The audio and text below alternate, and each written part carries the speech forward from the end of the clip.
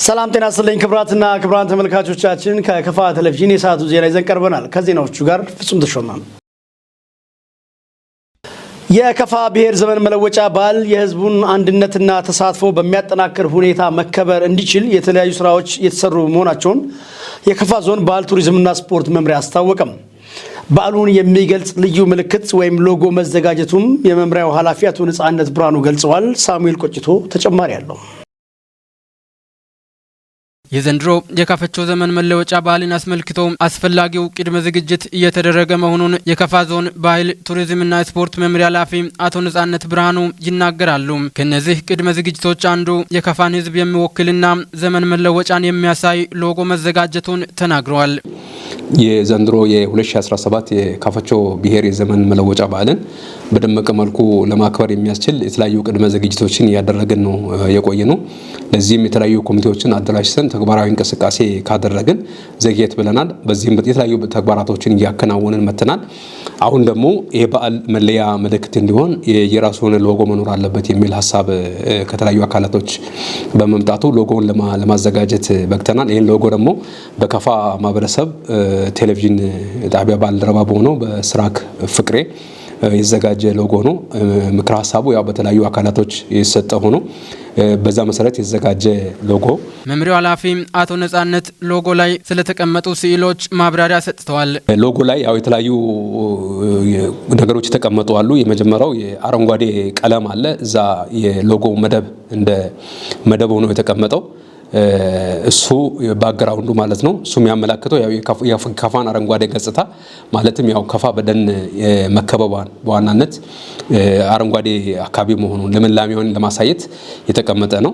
ሌላው የንጋት ፀሐይ ነው እዛ ላይ የሚያሳየው። ይሄ የሚያመላክተው አዲስ ቀን መባቻ መሆኑን ንጋት የአዲስ ቀን ንጋት መሆኑን ይሄ ማለት የሚከበረው የካፈቾ ብሔር ዘመን መለወጫ በዓል የአዲስ ዓመት ጅማሬ እንደሆነ የሚያሳይ ነገር ነው የተቀመጠው። ከዛ ውጪ ዘብሱ ላይ የተቀመጠው ጋሻና ጦር አለ። ይሄኛው ደግሞ ባለፉት ዘመናት የካፋ ህዝብ ዳር ድንበሩን ጠብቆ ያቆየና ነፃነቱን ለማስከበር የከፈለው መስዋዕትነትና የተቀዳጀውን ድል ለማመላከት የገባ ነው። ይሄ ያን ያመለክታል። ከዛ ውጪ የዘውድ አለ። የዘውድ ካፋ ያው የራሱ ንግስና ስርዓት እንደነበረው በራሱ ንጉስ በራሱ ምክሮች ሲመራ የነበረ መሆኑን የሚያሳይ ነው። በተለያየ ጊዜ የተነሱ የተለያዩ ነገስታቶች አሉ። የነሱ ያው ያንን የሚያሳይ ነገር ነው።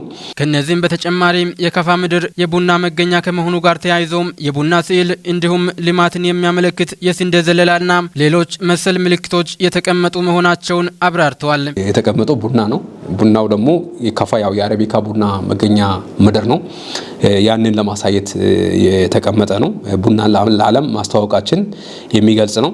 ሌላው የስንዴ ዘለላ ነው። እዛ በሎጎ ላይ የተቀመጠው የስንዴ ዘለላው ደግሞ የምርት ዓመት መሆኑን የጥጋብ ዓመት መሆኑን የሚያሳይ ነው። አዲሱ ዓመት የጥጋብ ዓመት የምርት ዓመት መሆኑን ለማሳየት የገባ ነው። ከዛ ውጪ ሻመቶ የሚባል ባህላዊ ሙዚቃ መሳሪያ አለ። ይሄ የባህላዊ ሙዚቃ መሳሪያ የካፈቾች አይከን ነው። ሌላ አካባቢ የሌለ ለካፈቾች ብቻ ያለ መለያ ሙዚቃ መሳሪያ ነው። ሌሎች አካባቢዎች ላይ ብንሄድ ይሄ ሻመቶ የሚባል መሳሪያ የላቸውም። ይሄ እንግዲህ ካፈቾች ለደስታም ለሀዘንም ያንን የሙዚቃ መሳሪያ ይጠቀሙበታል። ይሄ አንዱ ማብሰሪያ ነው። አዲስ ዓመት ሲከበር በሻመቶ ጭምር ነው የሚበሰረውና ያ በዛ በሎጎ ላይ እንዲቀመጥ ተደርጓል። ከዛ ውጪ 77 ነው የተቀመጠው። 77 የኛ የካፈቾ ብሔር የዘመን መለወጫ በዓል ጅማሬው ሐምሌ 5 ነው። ሐምሌ 5 የመኸር አዝመራን ተከትሎ የሚቆጠር ነው የካፈቾ ብሔር ዘመን መለወጫ በዓልና ያንን ተከትሎ 77 ቀን ቀረው የሚለው ነገር አንድ እያለ የቀጠለ 77 70 እያለ የምርት ዘመኑ በሚያልቅበት ሰዓት የሚከበር መሆኑን የሚያሳይ ነው። ከዘመን አቆጣጠር የራሱ የጊዜ ቀመር ያለው መሆኑን የሚያሳይ ነው። ካፈቾ የራሱ የጊዜ ቀመር የነበረው መሆኑን ያው ታሪክ ላይ የምናውቀው ነገር አለ። ታሪክ ላይ የተጻፈ ነገርም ሁሉም ሰው ያውቃል።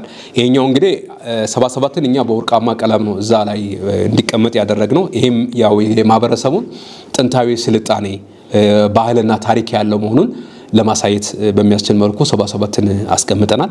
ከዛ ውጪ ሌላው የዙሪያ ላይ የተቀመጠ አለ። ይሄኛው የከፋ ባንዲራ ነው። ከፋ ያው የራሱ የሆነ ባንዲራ የነበረበት የግዛት የማህበረሰብ ጥንካሬ የማህበረሰቡን አንድነት ጠብቆ ያቆየ መሆኑን የሚያሳይ ነው። ስለዚህ ይሄን አስመልክቶ ነው እንግዲህ ሎጎ የተዘጋጀውና ይሄን ሎጎ ያው ለካፈቾ ዘመን መለወጫ የብሔር ዘመን መለወጫ በዓል የመለያ እንዲሆን ተዘጋጅቶ ቀርቧልና ሁሉም እንዲጠቀም የሚል መልእክት ነው ማስተላለፍ። ይህ ሎጎ ዘር፣ ሃይማኖትና ጎሳ የማይለይ የካፈቾን ህዝብ የሚወክል መሆኑን የተናገሩት አቶ ነጻነት ብርሃኑ ሁሉም ህዝብ አደባባይ በመውጣት የራሱን ባህልና ወግ ለዓለም እንዲያሳይ ጥሪያቸውን አስተላልፈዋል። ለከፋ ዘመን መለወጫ በዓል የማህበረሰቡን ባህል አስመልክቶ የተለያዩ የሙዚቃና መሰል ዝግጅቶችን በማድረግ ላይ እንደሚገኝ የከፋ ዞን ባህልና ዘመናዊ የሙዚቃ ባንድ አባላት ገለጹ። ዝግጅቱም በከፋ በሚገኙ ነባር ብሔረሰቦችና ቋንቋና ባህል ላይ ያተኮረ ስለመሆኑም ተመላክቷል። ናስር ተማም ያዘጋጀውን ቤተልሔም ምሩ እንደሚከተለው ታቀርበዋለች። ለካፈቾ ዘመን መለወጫ በዓል የማህበረሰቡን ባህል መሰረት ያደረገ የተለያዩ የሙዚቃ ዝግጅቶችን ማሰናዳታቸውን ከካፋ ቴሌቪዥን ጋር ቆይታ ያደረጉ የቡድኑ አባላት ገልጸዋል። ካፈቾን ማንነት፣ የካፈቾን ያበላል፣ የካፈቾን አኗኗር፣ የካፈቾን አዘዛም፣ ታላቆችን የማክበርን ከጎረቤት ጋር እንዴት እንደሚውል ከጎረቤት ዞኖች ጋር እንዴት አድርጎ ድሮ ይውላል የምንው ነገሮች በግጥም ውስጥ የገቡ ነገሮች አሉ። እነዚህንም ደግሞ ስንዘጋጅ የካፈቾ አለ፣ የጻራ አለ፣ የናኦ አለ። የሶስታችንን አንድ በማድረግ ንጉሳችን ስገባ እንዴት ነው የንጉሳችን የምንቀበለው በትህትና የምንቀበል በሻቶ ስርዓት ላይ የወረዳዎችን ሲመጡ ደግሞ እንዴት እንደምንሰራ ወረዳዎችን ሰርቶ ካለፉ በኋላ የራሳችን የሆነ ሙዚቃ የምናዝናናበትን አባላቱ አክለውም ለዘመን መለወጫ በዓል የሚዘጋጁ ሙዚቃዎች ከሌላ የሙዚቃ ስራዎች የተለዩ እንደሆኑም አብራርተዋል። የካፈቾ ዘመን መለወጫ ከፋ ናኦ ጻራ እዚህ የባህል ቡድን ላይ ተቀላቅሎ እየሰሩ ቆይቶ ነበረና የባህሉ ድምቀት የከፋና የናኦ ጻራ ከባለሙያዎች ጋር ከቱባ ባህል ጀምሮ እስከ ዘመናዊ እስከ ኮፒ ቅጂ ስራዎችን ተዘጋጅቶ ኦሬዲ የመጣው ህዝቦቻችን ለመደሰትና የባህሉ ድምቀት በጥሩ ሁኔታ ተዘጋጅቶ እስከዚህ አሁን እየሰሩ አለ ማለት ይቻላል። የሙዚቃ ትርጉሙንም የቡድኑ አባላት እንደሚከተለው ይገልጻሉ። እንደ ካፋ ዞን ዘመናዊና ባህላዊ ሙዚቃ ባንድ በብዙ ሁኔታ ተዘጋጅተናል። ባህሉን በባህል ቱባውን በቱባ መሳሪያውን በመሳሪያ ተዘጋጅተናል። አሁን ከ17ቱ ማዕቀር የሚመጣው ወይ 17ቱ ወረዳዎች የሚመጡ እንግዳዎች አሉ። አልፎ ተርፎ ከደቡብ ምዕራብ ካሉት 6 ዞኖች ተጋባዥ እንግዳዎች ከውጭ የሚመጡት ከአዲስ አበባም ከአሜሪካ የሚመጡት እንግዳዎችን እንኳን ደህና መጡ እያለን እኛ ብዙ ሁኔታ እየተዘጋጀን ነው።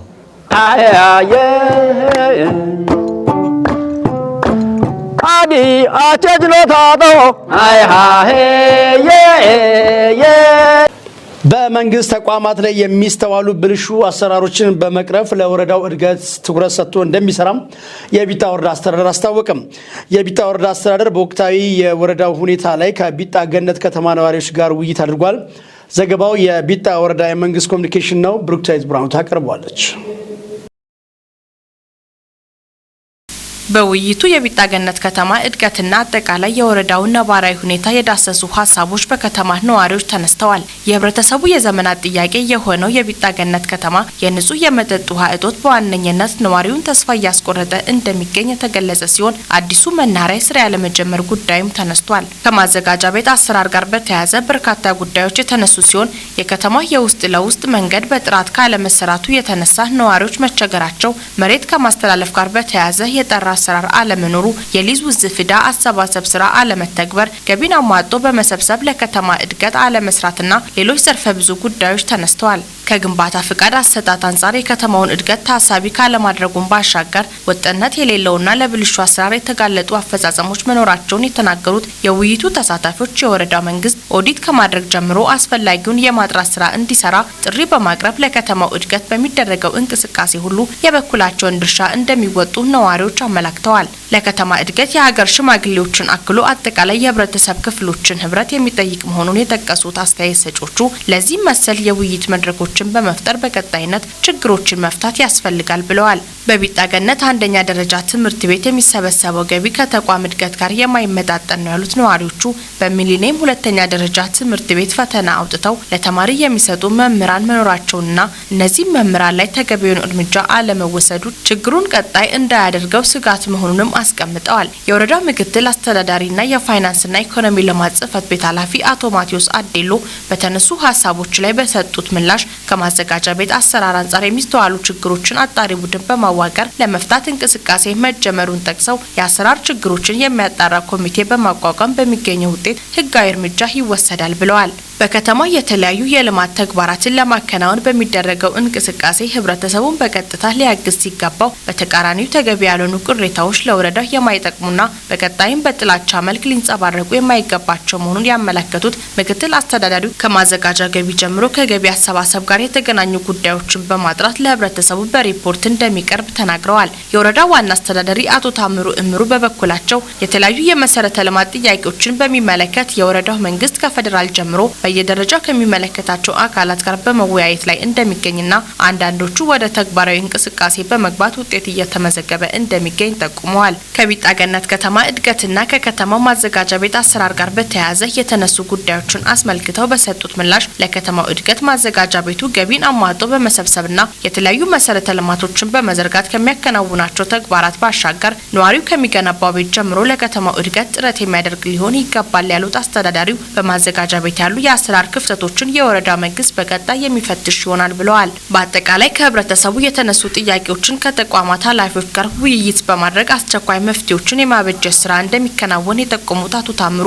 መንግስት ያለ ህብረተሰቡ ድጋፍ መጓዝ የማይችል በመሆኑ ለወረዳው መልማት ህዝቡ ከመንግስት ጎን እንዲሰለፍ ጥሪ አቅርበዋል። የቢጣ ገነት ቀበሌ አስተዳዳሪ አቶ ግርማ ማሙ የከተማ ነዋሪዎች በመሰል መድረኮች በሚደረገው ጥሪ ፈጥኖ በመገኘት በጋራ ሊመክሩ እንደሚገባ መልእክት በማስተላለፍ ከዚህ ውጭ በመሆንና ግዴታን ሳይወጡ የመንግስትን አገልግሎት ብቻ መጠየቅ ተገቢ ያለመሆኑን አሳስበዋል።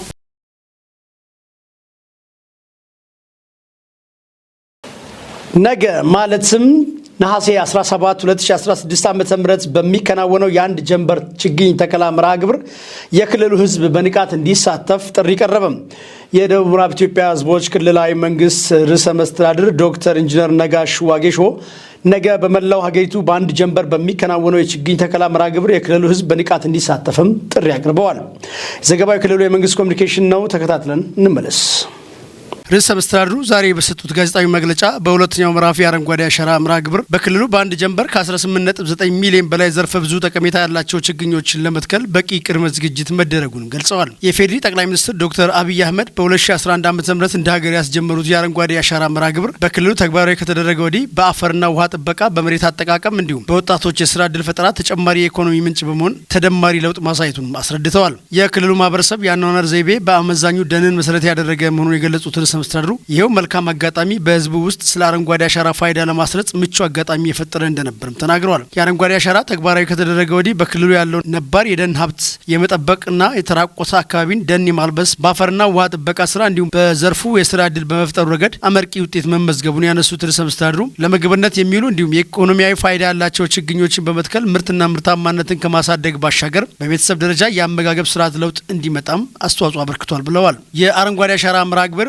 ክልሉ የመሬት አጠቃቀም ስርዓት በመቀየር የስራ ባህልን ማሳደጉን የገለጹት ርዕሰ መስተዳድር ዶክተር ኢንጂነር ነጋሽ ዋጌሾ በዚህም ቀደም ሲል በአንዳንድ የክልሉ አካባቢዎች በተለምዶ ባህር ዛፍ የሚተከልባቸው የነበሩ ቦታዎች አሁን ላይ የሙዝ ማሳ መሆናቸውንና በዚህም በዘርፉ የተሰማሩ አርሶ አደሮች ተጠቃሚ መሆን መቻላቸውንም ተናግረዋል። ከአንደኛው ዙር የአረንጓዴ አሻራ መርሃ ግብር ጀምሮ በክልሉ የቡና ችግኞችን ጨምሮ አትክልትና ፍራፍሬ እንዲሁም የመድኃኒት ጠቀሜታ ያላቸው ችግኞችን ከመትከል ባሻገር ለከብት መኖ የሚሆኑ የመኖ ሳር በመትከል በከብት እርባታ በወተትና የስጋ ምርት ውጤታማ መሆን መቻሉም ጨምረው ገልጸዋል። በሁለተኛው ምዕራፍ በአንድ ጀንበር ለሚከናወነው የአረንጓዴ አሻራ መርሃ ግብር የጉድጓድና የችግኝ ዝግጅት በበቂ ሁኔታ መዘጋጀቱን የገለጹት ርዕሰ መስተዳድሩ በክልሉ ሁሉም አካባቢዎች በተመሳሳይ ሰዓት በነሐሴ 17 2016 ዓ.ም ከጠዋቱ 12 ሰዓት ጀምሮ እስከ ምሽት 12 ሰዓት ሁሉም የህብረተሰብ ክፍሎች በነቂስ በመውጣት አሻራቸውን እንዲያሳርፉም ጠይቀዋል። ዘገባው የክልሉ የመንግስት ኮሚኒኬሽን ጉዳዮች ቢሮ ነው። የአፍሪካ የበሽታዎች መከላከልና መቆጣጠሪያ ማዕከል ወይም ሲዲሲ የዝንጀሮ ፈንጣጣ ክትባትን በቀናት ውስጥ ለማስጀመር እየሰራ ስለመሆኑ አስታውቋል። ምረታ ብራኑ ተጨማሪ አላት። በአሁኑ ወቅት የተከሰተው ወረርሽኝ ከዚህ ቀደም ካጋጠሙት ወረርሽኞች ሁሉ የበለጠ አደገኛ መሆኑን ባለሙያዎች ይገልጻሉ።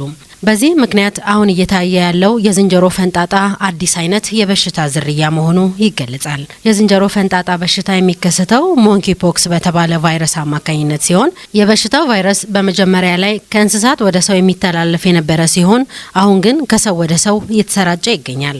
የዝንጀሮ ፈንጣጣ በወሲባዊ ግንኙነት፣ በቆዳ ንክኪና በቅርብ ርቀት ላይ ሆኖ ማውራትን ወይም መተንፈስን ጨምሮ በበሽታው ከተያዙ ሰዎች ጋር በሚኖር የቀረበ ግንኙነት ከሰው ወደ ሰው ይተላለፋል። በተጨማሪም በቫይረሱ የተበከሉ የመኝታ አልባሳት፣ በልብሶችና በፎጣዎች አማካኝነት በሚኖር ንክኪ በሽታው ሊተላለፍ እንደሚችል የጤና ባለሙያዎች ይገልጻሉ። ሌላኛው የበሽታው መተላለፊያ መንገድ ደግሞ ቫይረሱ ካለባቸው ዝንጀሮና አይጦች ከመሳሰሉት ጋር የሚኖር ንክኪ ነው። ምንም እንኳን በሽታው ወደ ሀገራችን ባይገባም በተለያዩ የአፍሪካ ሀገራት በከፍተኛ ሁኔታ እየተሰራጨ መሆኑ ይታወቃል። በሽታው ወደ ሀገር እንዳይገባ ቦሌ አየር ማረፊያና በሞያሌ ኬላ የፍተሻና የማጣራት ስራ እየተሰራ መሆኑን የጤና ሚኒስቴር ያወጣው መረጃ ያመለክታል። ለዚህም ነው የአፍሪካ የበሽታዎች መከላከያና መቆጣጠሪያ ማዕከል ሲዲሲ የዝንጀሮ ፈንጣጣ ክትባትን በቀናት ውስጥ አስጀምራለሁ ያለው። ማዕከሉ በአህጉሪቱ የዝንጀሮ ፈንጣጣ የተስፋፋባቸው ዴሞክራቲክ ሪፐብሊክ ኮንጎን ጨምሮ ሌሎች ሀገራት ላይ ክትባት ሊሰጥ እንደሚገባ አስገንዝቧል። በቅርቡ የዓለም የጤና ድርጅት የዝንጀሮ ፈንጣጣ የዓለም የጤና ስጋት ነው ሲል ማወጁ ይታወሳል። በዚህም የአፍሪካ የበሽታዎች መከላከያና መቆጣጠሪያ ማዕከል ሲዲሲ ክትባቱ በቅርቡ መሰጠት እንዲቻል በአግባቡ ለማስቀመጥና ለመጠቀም መዘጋጀቱን ጠቅሷል። በአፍሪካ 19,000 የሚደርሱ ሰዎች በዝንጀሮ ፈንጣጣ የተጠቁ ሲሆን ከዚህ ውስጥ ከ90 በመቶ በላይ የሚሆኑት በዴሞክራቲክ ሪፐብሊክ ኮንጎ እንደሚገኙ አፍሪካ ኒውስን ጠቅሶ ፋና ብሮድካስቲንግ ኮርፖሬት ዘግቧል። ከውጭ ሩሲያ 45 የዩክሬን ድሮኖችን መታ መጣሏን አስታወቀች። ዩክሬን ከሩሲያ ጋር ጦርነት ከጀመረች ወዲህ በሞስኮ ዙሪያ ከፍተኛውን የድሮን ጥቃት ሙከራ ማድረጓም ተገልጿል። በሩሲያ ምዕራባዊ ክፍል ድንበር ጥሶ ከገባው የዩክሬን ጦር ጋር ውጊያም ቀጥሏል። ቤተልሔም እምሩ ከአልአይን ያገኘችው ዘገባ እንደሚከተለው ታቀርባለች። የሩሲያ መዲና ሞስኮ ከዩክሬን የተቃጣባትን የድሮን ጥቃት ስታከስም ማምሸቷን ገለጸች። ኪየቭ የሩሲያና ዩክሬን ጦርነት ከጀመረበት የካቲት 2022 ወዲህ ከፍተኛ ቁጥር ያላቸውን ድሮኖች ወደ ሞስኮ ክልል በመላክ ጥቃት ለማድረስ መሞከሯን የሩሲያ መከላከያ ሚኒስቴር አስታውቋል። ትናንት ምሽትም በሞስኮ ከተማ አቅራቢያ 11 ድሮኖች በአየር መቃወሚያዎች ተመተው መውደቃቸው ነው ሚኒስተሩ ያስታወቀው። ከኩርስ ክልል ጋር በሚዋሰነው ቤሪያንስክ 23፣ በቤልጎሮድ 6፣ በካሎጋ ክልል 3 እንዲሁም በኩርስክ 2 ድሮኖች በድምሩ 45 ድሮኖች ጥቃት ሳያደርሱ ተመተው መውደቃቸውን የሩሲያው አርአይ ዘግቧል። የድሮን ጥቃቱ መዲናዋን ሞስኮን ጨምሮ በፕሬዝዳንት ፑቲን የትውልድ ከተማ ሴንት ፒተርስበርግ እንዲሁም በምዕራባዊ የሀገሪቱ ክፍሎች የሚገኙ አውሮፕላን ማረፊያዎችን ኢላማ ያደረገ ነበር ተብሏል። ክሬምሊን በምዕራባዊ ሩሲያ ዘልቃ በመግባት ጥቃት ማድረሷን የቀጠለችው ዩክሬን ባለፉት 24 ሰዓታት ለማድረስ የሞከረችው የድሮን ጥቃት መጠን ከእስካሁኑ በእጅጉ የላቀ መሆኑን ገልጸዋል። ይሁን እንጂ ተመተው የወደቁ ድሮኖች ስላደረሱት ጉዳት እስካሁን ማብራሪያ ያልተሰጠ መባሉን ሮይተርስ ዘግቧል። የሩሲያ መገናኛ ብዙሃን የዩክሬን ድሮኖች በሞስኮ ክልል ተመተው ሲወድቁ የሚያሳዩ ምስሎችን እያጋሩ ይገኛሉ። የዩክሬን ጦር በበኩሉ ትናንት ምሽት በሮስቶቭ ክልል የሚገኘውን የሩሲያ ኤስ-300 የአውሮፕላን መቃወሚያ ስርዓት ማውደሙን ገልጿል። የዩክሬን ጦር በሩሲያ ዘመቻ ከጀመረ ዛሬ 17ኛ ቀኑን የያዘ ሲሆን እስካሁን በፈጸመው ጥቃት የ31 ሩሲያውያን ሕይወት ማለፉንና ከ140 በላይ መቁሰላቸውን የሩሲያው ታስ አስነብቧል። ኪየቭ የሩሲያን ድንበር ጥሳ ጥቃት ማድረስ የጀመረችው ሞስኮን አስገድዳ ወደ ድርድር ጠረጴዛ ለማምጣት በማለም እንደሆነ ቢነገርም ከባድ ዋጋ ሊያስከፍላት እንደሚችል ተገምቷል። የሩሲያ የውጭ ጉዳይ ሚኒስተር ቃል አቀባይ ማሪያ ዛካሮቫም ዩክሬን በከርሲ ክልል የጀመረችው ጥቃት ምንም አይነት የሰላም ድርድር እንዳይኖር አድርጓል ብለዋል። ሩሲያ ከ200,000 በላይ ዜጎቿን ለማፈናቀል ያስገደደውን የዩክሬን ጦር ከግዛቷ ለማስወጣት ብርቱ ትግል እያደረገች መሆኑ የተነገረ ሲሆን በዩክሬን ተጨማሪ ይዞታዎችን በእጇ እያስገባችም ነው ተብሏል። ክቡራትና ክቡራን ተመልካቾች ለዛሬው ከክፋ ቴሌቪዥን ያሰናዳናቸው ዜናዎች ተከታተላችሁትን ይመስሉ ነበር። ከቀሪ የክፋ ቴሌቪዥን ዝግጅቶች ጋር ቆይታ እንድታደርጉ እየጋበዝኩ ዜናውን በመምራት ፍጹም ተሾመ ከእናንተ ጋር ቆይታ አድርጌያለሁኝ። መልካም ጊዜ